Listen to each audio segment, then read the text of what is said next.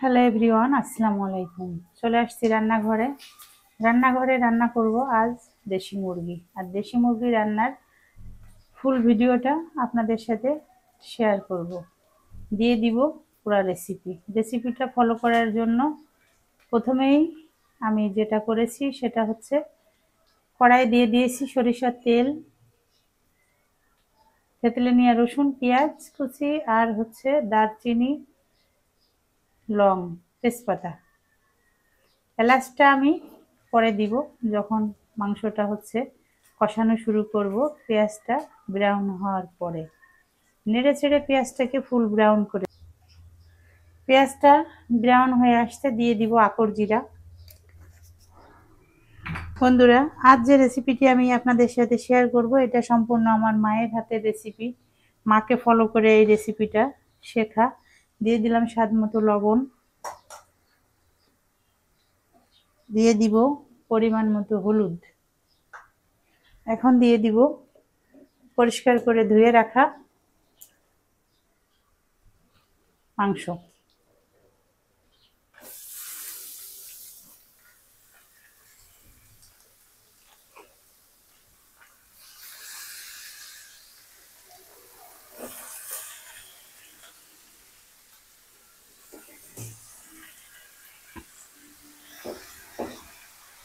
নেড়ে চেড়ে ভালো করে মাংসটা মিশিয়ে নিব।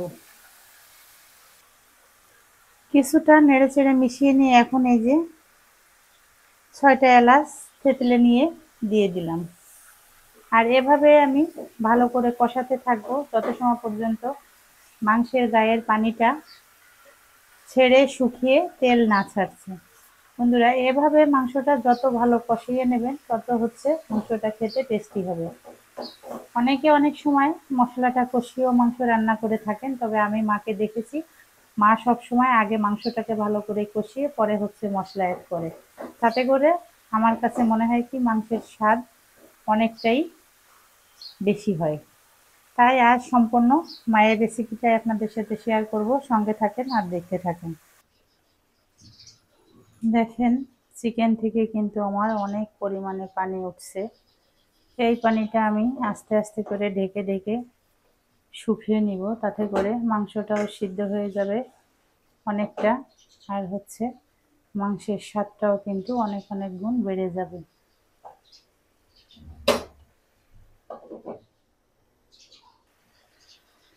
পানিটা শুকিয়ে তেল ছাড়তে শুরু করেছে। এই পর্যায়ে এসে আমি এখানে আদা, রসুন, জিরা, ধনিয়া, শুকনা মরিচ সব কিছু একসঙ্গে নিয়ে নিয়েছি।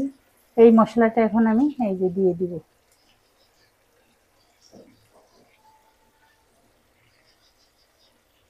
মশলাটা দেওয়ার পরে আবারও আমি ইচ্ছা মতো কষাতে থাকবো যত সময় পর্যন্ত মশলা থেকেও তেলটা উঠে না আসছে আর মশলা কাঁচা গন্ধটা না যাচ্ছে। বন্ধুরা, সবসময় একটা কথা মনে রাখবেন, যে কোনো মাংস রান্নার ক্ষেত্রে মশলা এবং মাংস যত বেশি কষানো হবে তার টেস্ট তত বেশি ভালো হবে।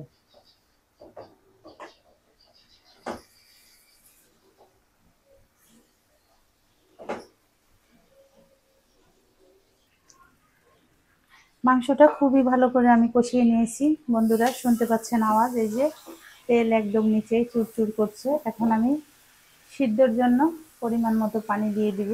আর পানিটা দিয়ে শুকিয়ে নিয়ে আবারও ফিরে আসবো আপনাদের সাথে।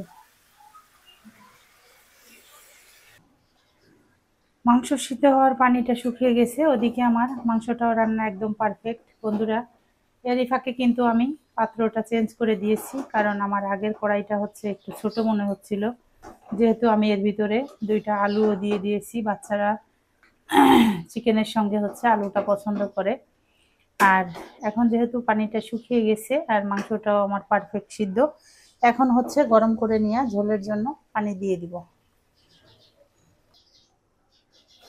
পানিটা দিয়ে নেড়ে চেড়ে মিশিয়ে দিলাম। বলক উঠলে গরম মশলা গুঁড়ি দিয়ে নামিয়ে দিব। হয়ে যাবে আমার দেশি মুরগি রান্না কমপ্লিট।